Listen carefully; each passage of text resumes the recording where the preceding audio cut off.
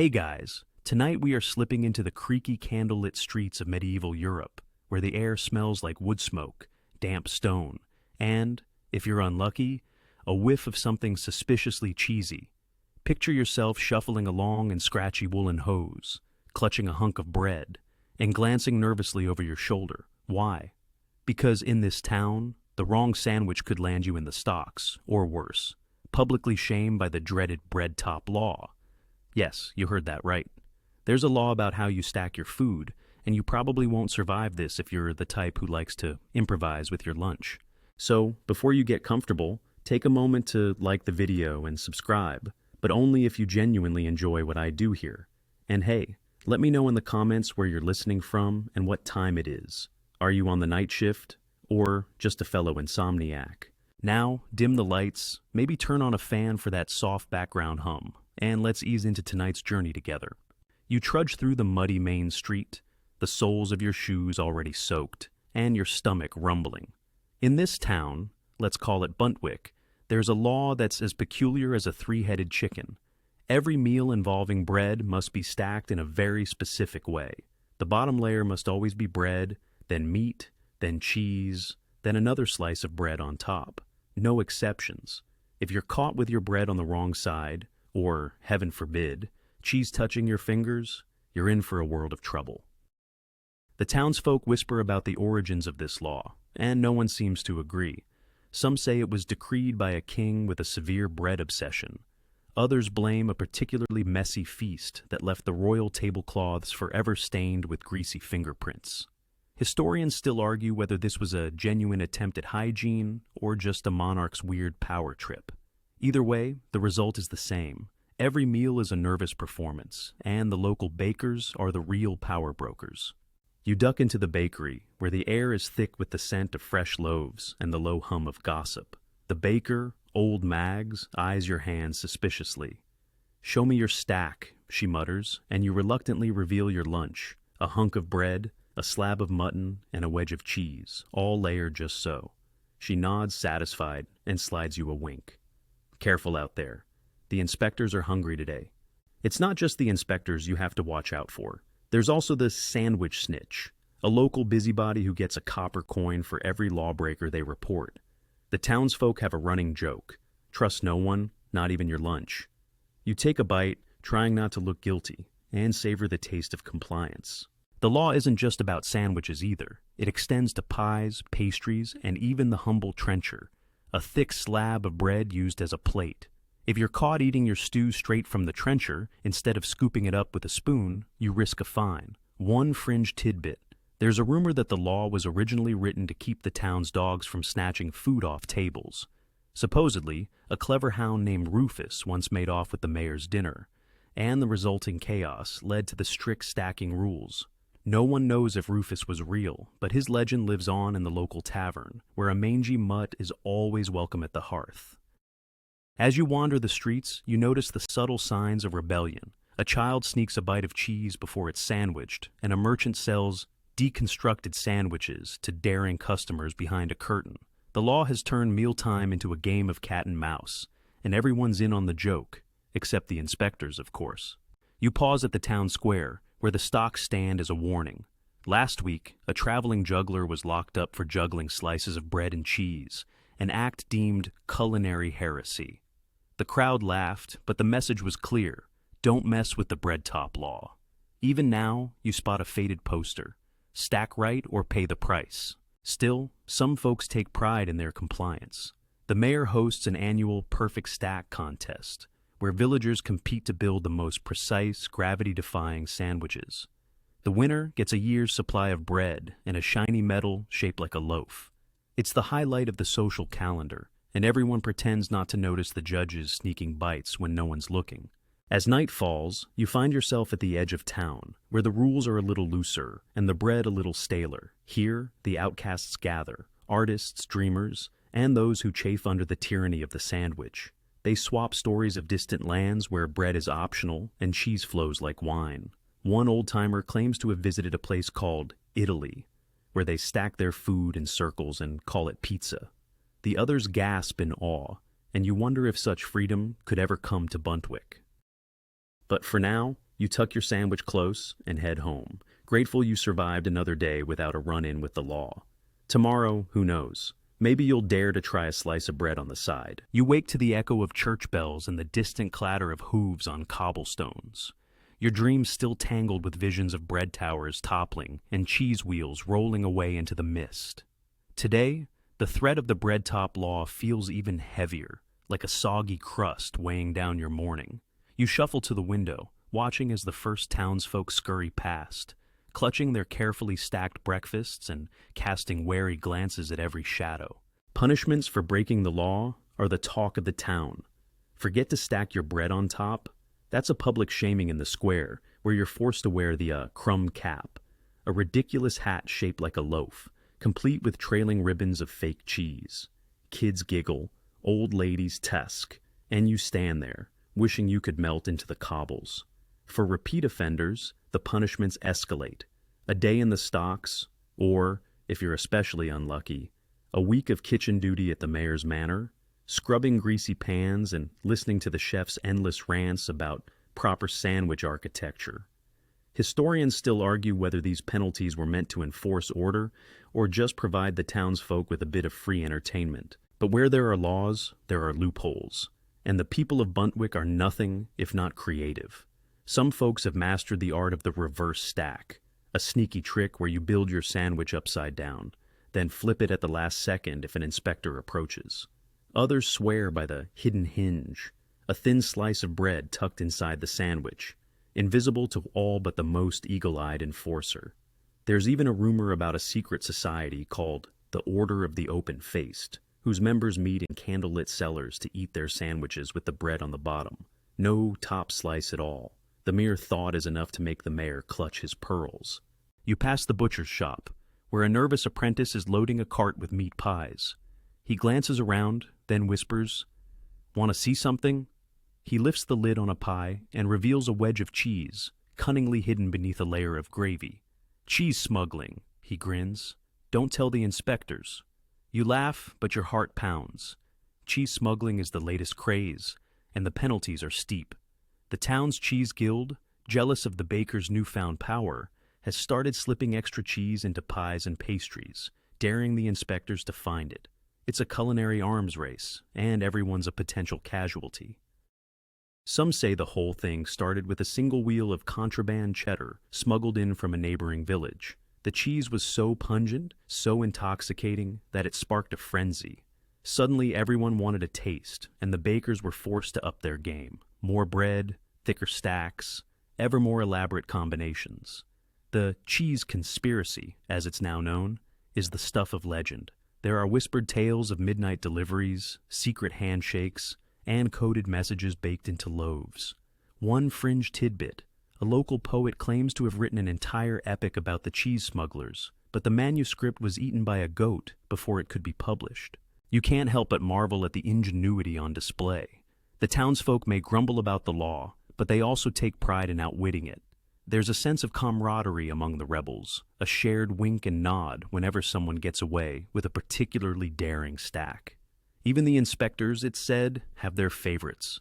One old-timer claims to have seen an inspector slip a slice of bread under his hat, just to avoid suspicion. Still, the penalties are real, and the fear is palpable. You hear stories of families torn apart by accusations, friendships ended over a misplaced slice, and one poor soul who was exiled for inventing the breadless sandwich. The town's chronicler, a fussy man with ink-stained fingers, keeps a meticulous record of every infraction. His scrolls are filled with names, dates, and detailed descriptions of the offending sandwiches. History must remember, he insists, though most people just roll their eyes. As you wander the market, you spot a group of children playing Inspector and Outlaw.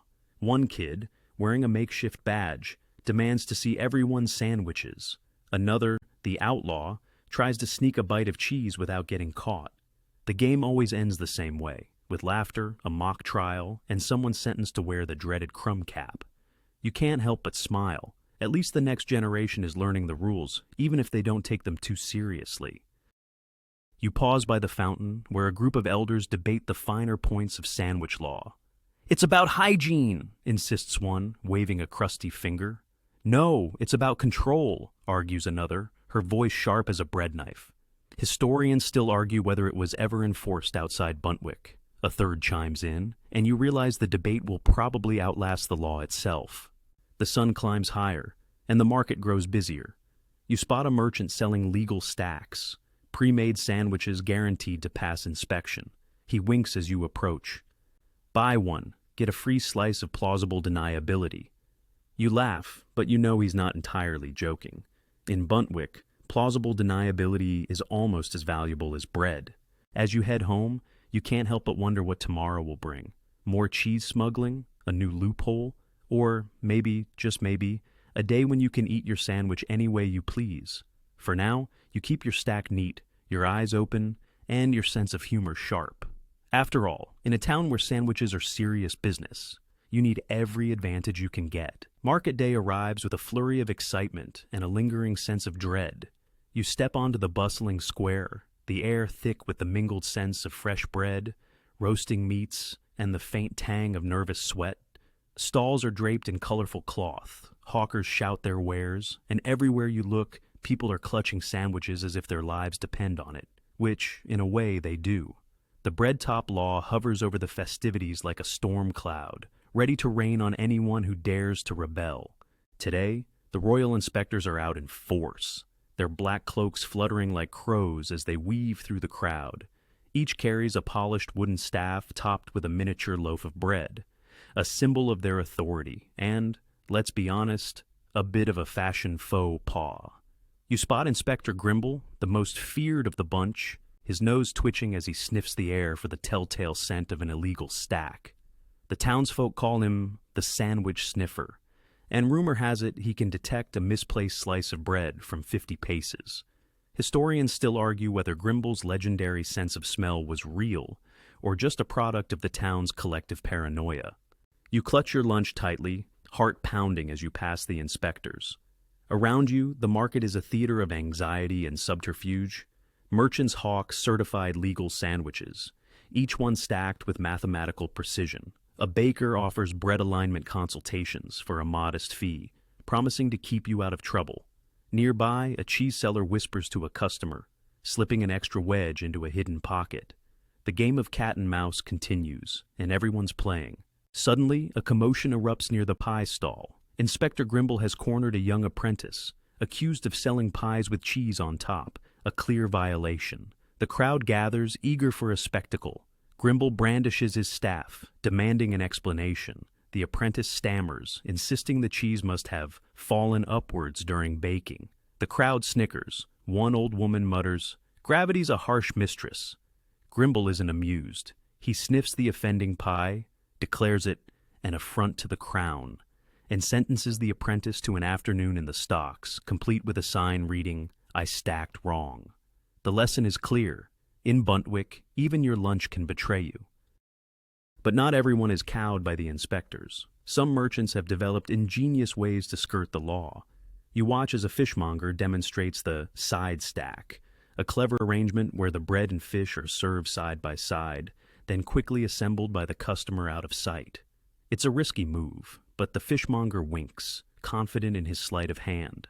Elsewhere, a group of children sells invisible sandwiches, 2 slices of bread with nothing inside, a silent protest against the tyranny of the stack. The inspectors grumble, but there's nothing in the law about empty sandwiches. Bribery is an open secret in the marketplace. You overhear a merchant slipping a silver coin to an inspector, who nods approvingly and moves on without a second glance at the suspiciously gooey cheese tart on display. One fringe tidbit. It's said that the inspectors themselves sometimes host secret midnight feasts, where they indulge in all manner of illegal stacks, safe from prying eyes. Whether this is true or just wishful thinking, no one knows for sure. You wander past the spice merchant, who offers you a pinch of pepper to mask the scent of rebellion. You laugh, but tuck the packet into your pocket, just in case. The market is alive with whispered deals and nervous glances, everyone united by a shared fear of the inspectors and a stubborn determination to eat as they please. At the edge of the square, you spot a group of townsfolk gathered around a street performer. He juggles slices of bread, hunks of cheese, and even a sausage or two, all while reciting a bawdy poem about the bread-top law. The crowd roars with laughter, but the performer keeps one eye on the inspectors, ready to bolt at the first sign of trouble. Historians still argue whether performances like these were acts of resistance or just another way to cope with the absurdity of daily life. As the sun climbs higher, the market grows more chaotic. A sudden shout draws your attention. A merchant has been caught selling triple-decker sandwiches, an abomination in the eyes of the law. The inspectors descend, and the crowd surges forward, eager for a glimpse of justice, or, at the very least, a good story to tell over dinner. You slip away, sandwich intact, grateful to have avoided the spotlight for another day. You pause at a quiet corner of the market, watching as a group of elders reminisce about the old days, when bread was just bread and no one cared how you stacked your lunch. "It's all nonsense," one mutters, "but it keeps us busy." Another shrugs. "At least it gives us something to talk about."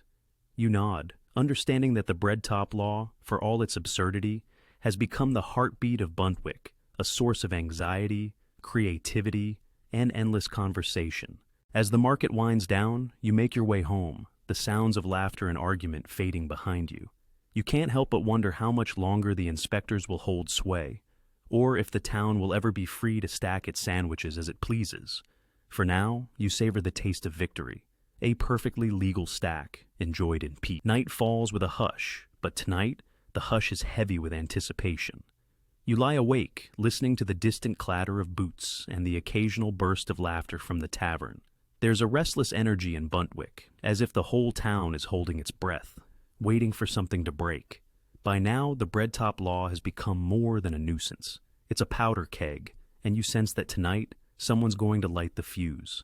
It starts with a whisper, passed from door to door. Midnight at the square. You slip from your bed, careful not to wake your snoring housemates, and make your way through the winding lanes. The air is cool, the moon a pale coin overhead. You're not alone. Figures move in the shadows, faces half hidden, each clutching a sandwich or pie, some with their bread defiantly on the bottom. The rebels have gathered. At the heart of the square, a bonfire crackles. Around it, the town's outcasts and quiet dissenters, artists, bakers, even a few former inspectors, stand shoulder to shoulder. Someone produces a loaf of bread, slices it, and, gasp, places the cheese on top for all to see. The crowd erupts in nervous laughter, the tension breaking like a stale crust. This is more than a midnight snack. It's a declaration. Suddenly the mayor appears, flanked by a handful of loyal inspectors. His face is red, his voice trembling with outrage. "This is an affront to order," he bellows. "You risk chaos, famine, and, worst of all, crumbs in the gutters."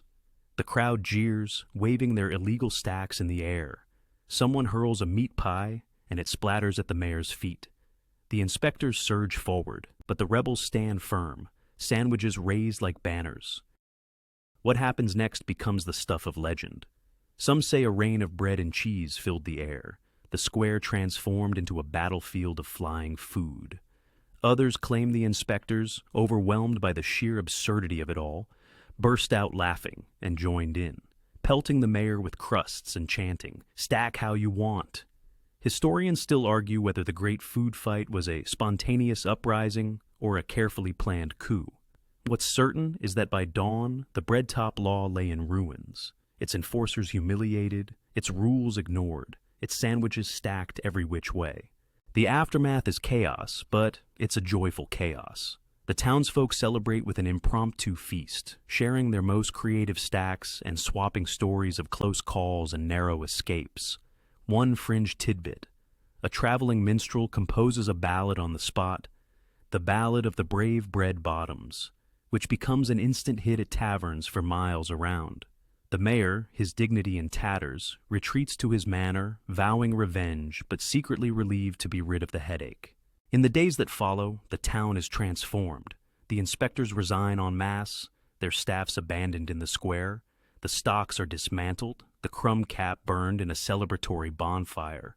The bakers, freed from the tyranny of the law, experiment with wild new creations. Triple-decker stacks, open-faced wonders, even the occasional breadless marvel. The Cheese Guild throws a festival, complete with a parade of giant cheese wheels and a contest for the most outrageous sandwich. You enter with a sideways stack, earning a round of applause and a year's supply of cheddar. Still, not everyone is pleased. A few traditionalists grumble about the loss of order, warning that without rules, the town will descend into culinary anarchy. "What's next?" they mutter. "Soup in your shoes, porridge in your pockets." But most people are too busy enjoying their newfound freedom to care. The bread top law, once the bane of Buntwick, becomes a punchline, a cautionary tale told to wide-eyed children who can't imagine a world where sandwiches were dangerous. You find yourself at the tavern, sharing a table with former inspectors, bakers, and cheese smugglers alike. The old rivalries are forgotten, replaced by a sense of camaraderie and relief.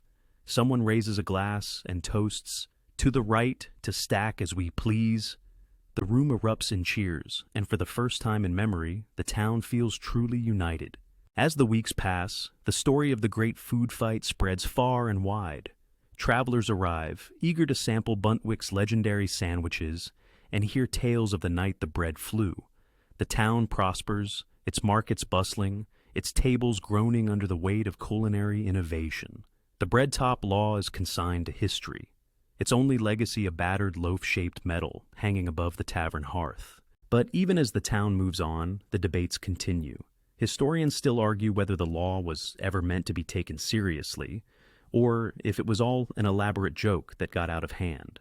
Some claim it was a clever way to keep the peace. Others insist it was simply the whim of a bored king. The truth, like the perfect sandwich, is probably somewhere in the middle. You walk home under the stars, your belly full and your heart light. The air smells of bread and freedom, and you can't help but smile. Buntwick has changed, and so have you. No longer afraid of the sandwich sniffer or the crumb cap, you look forward to tomorrow's lunch, whatever shape it might take. The years roll on, and Buntwick's wild sandwich days become the stuff of legend. You stroll through the market now, the air filled with laughter and the scent of whatever culinary madness the bakers have dreamed up this week. There are no more inspectors lurking, no more anxious glances at your lunch. Instead, the town has embraced its history, turning the old bread top law into a badge of honor, albeit a slightly crumb-covered one. You spot a group of children in the square, reenacting the great food fight with foam bread and plush cheese wedges. Their parents watch, half amused, half exasperated, as the kids debate the correct way to stack a sandwich. "It's tradition," shouts one, waving a slice of bread overhead. "It's freedom," counters another, brandishing a wedge of cheese. The argument dissolves into giggles, and you realize the law's legacy isn't just about rules. It's about the joy of breaking them, too. Buntwick's bakers have become famous far and wide.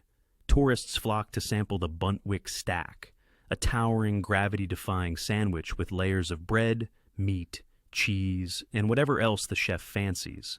Some say it's an homage to the old law. Others claim it's a cheeky rebellion. The truth, as always, is somewhere in between.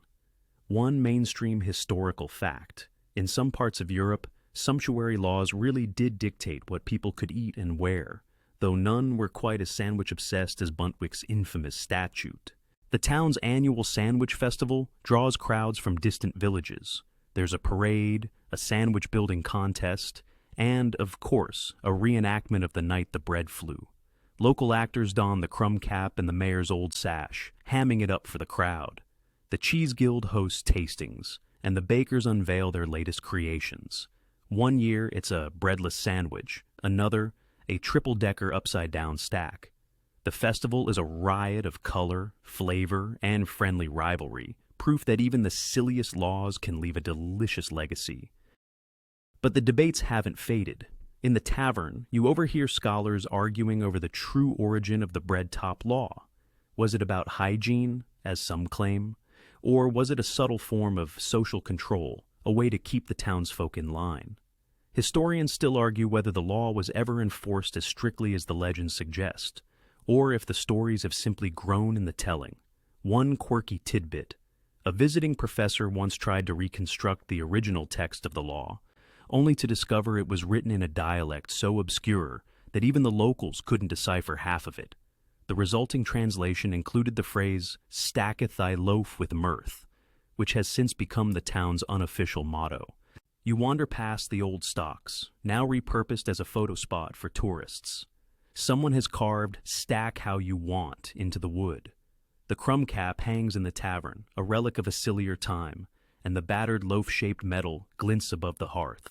The town's chronicler, now retired, still tells tales of the days when sandwiches were serious business, his stories growing taller with each retelling. The modern sandwich shops in Buntwick, and even in far-off cities, offer Buntwick-style stacks, a nod to the town's quirky past. Some food historians argue that Buntwick's rebellion helped inspire a wave of culinary creativity across the region, while others insist it's just a good story to tell over lunch. The truth, as ever, is hard to pin down. But the spirit of the bread-top law lives on in every bite. You pause at the fountain, watching as a new generation invents its own traditions. Maybe one day they'll come up with a law even stranger than the bread top. For now, though, you're content to savor your sandwich, stacked just the way you like it, with no one to tell you otherwise. And as the sun sets over Buntwick, you realize that sometimes the weirdest laws leave the sweetest legacies. Whether it was all a prank, a power play, or just a quirk of history, the bread top law gave the town something to rally around, laugh about, and ultimately outgrow. The market quiets, and the last rays of sunlight slip behind the rooftops, painting the sky with gentle streaks of gold and lavender. You find yourself walking home, the cobblestones warm beneath your feet, the air soft and fragrant with the memory of bread and laughter. The echoes of the day's festival fade, replaced by the low murmur of evening, distant voices, the creak of a sign in the breeze, the faint clink of glasses from the tavern. You pause for a moment, letting your eyes wander over the familiar sights. The old stocks now draped in wildflowers, the bakery's windows glowing with golden light, the fountain where children's laughter lingers. The town feels peaceful, content, as if it's finally settled into its own skin. There's a comfort in knowing that the strangest laws, the silliest rules, can become cherished memories, stories to share, jokes to pass down, lessons tucked between slices of bread. As you step inside, the hush of your home wraps around you like a favorite blanket. You settle in, the day's adventures drifting away, replaced by a gentle drowsiness. The world outside grows quiet, the only sound the soft, steady hum of the night. You close your eyes, letting the story of Buntwick and its bizarre law slip into the realm of dreams, where sandwiches can fly and laughter is never far behind. So, rest easy, knowing that even the oddest tales have a way of bringing people together, and that tomorrow's story is waiting, just beyond the next sunrise. End of script. Sweet dreams.